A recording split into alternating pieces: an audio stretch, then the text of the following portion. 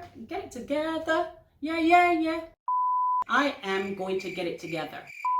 Being connected on social media may or may not be a huge part of your life, but it is one of the most common activity of today's children and adolescents. Young people, especially teens, are using social media platforms for both healthy and unhealthy ways. In this video, we will be talking about what your social media page says about you and discussing ways to stay safe on your platforms. With that said, let's get started. Welcome back to Sue Space. If you are a returning subscriber, special thanks for your support. And if you are new to my channel, thank you for being here.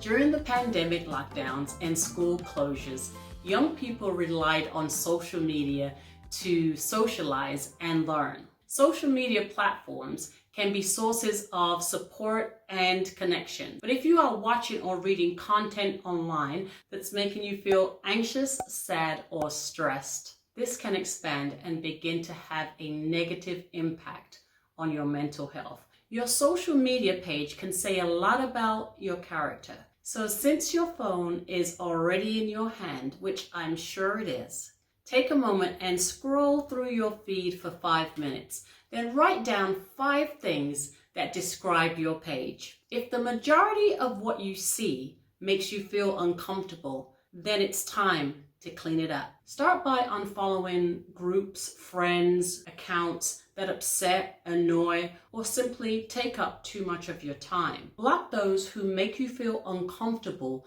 by always criticizing everything you post. Be careful and stay aware of what you post online, because everything you post online stays online, even if you delete it. Are you posting selfies, then monitoring your page for hours to see how many likes you get, then deleting that same photo because you didn't get any, and now you're left questioning yourself? Does anyone like me? Was it a bad photo? Social media literally hijacks your brain in believing you are not good enough. Chasing likes will never be enough, because no matter how many likes you get, no number will ever be enough. If you are using social media excessively, ask yourself, Am I using it to escape, cope, or ignore my emotions? if that's the case, try looking at more posts that encourage you or make you laugh. Learn how to use apps safely. Stay away from cyberbullies. And inform your parents of sexual predators posing as other teens, asking you to meet them in real life. I don't care how cute or nice they seem online. Never, I repeat, never agree to meet them in person. I'm not allowed to have social media apps because it could lead to me talking to someone who might wish to do me harm. I'd much rather talk to my friends and do activities with them. According to the Department of Homeland Security, children who spend a lot of time online are more at risk of becoming victims of online predators, cyberbullying, or exposure to inappropriate content. I screen everyone who sends me a friend request. I check to see who their friends are and what this person is posting before I let them into Sue Space. Did you catch that?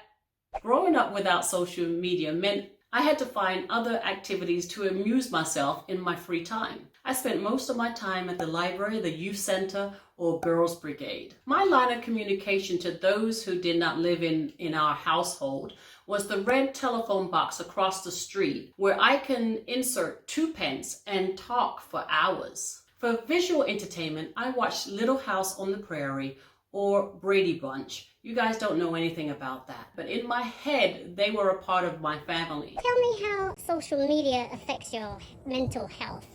I wouldn't say, me personally, it wouldn't affect like my mental. I say like it's more a way you can get information at people in our generation, because people in our generation, we don't really watch the news like that.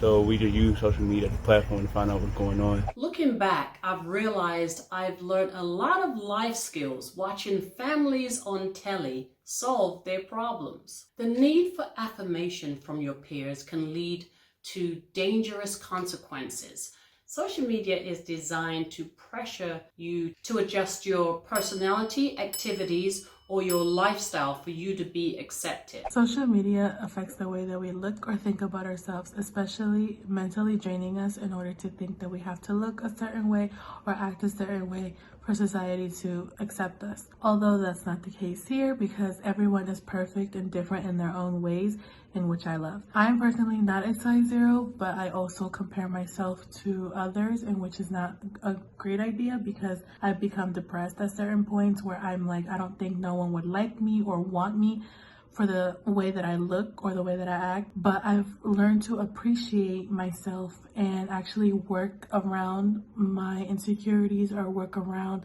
what I have to work with. In this case, I feel like social media is also a bad influence on everyone because everyone's on it. There's social media everywhere. You're on the internet like 24/7. Seeking acceptance, likes, or increased followers can encourage deadly challenges like the Tide Pod or Blackout Challenge. Following dangerous challenges can lead to harmful results. Young people, it's time to stop following the crowd.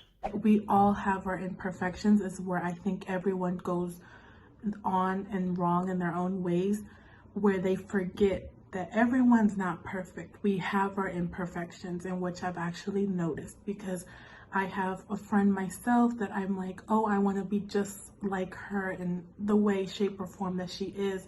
But then she also has her insecurities, in which I didn't think of because I would think that she was perfect. But because we are comparing ourselves to other people that we don't know. But taking a break off social media helps from time to time, because you won't drain yourself into thinking that you have to act or look a certain way for these people. We are all different. If they don't accept you for who you are, then that's totally on them. But you should never change yourself just because of a certain person or society that says so. Write this in the comment section below. Those who follow the crowd usually get lost in it. This is a good time to click that subscribe button if you haven't already. Give this video a thumbs up and tap that notification bell so that you are notified every time I upload. This will help me with my mission to reach as many young people as possible. Remember, this channel is for you. There's a lot of positive content that can inspire you and encourage you. Social media allows you to stay in communication with friends and loved ones, connecting with new friends or networking with others who share similar interests or goals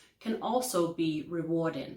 Instead of watching disturbing or distressing content that includes violence, consider joining a group that raises awareness on important issues, or watch inspiring stories that encourages you to grow.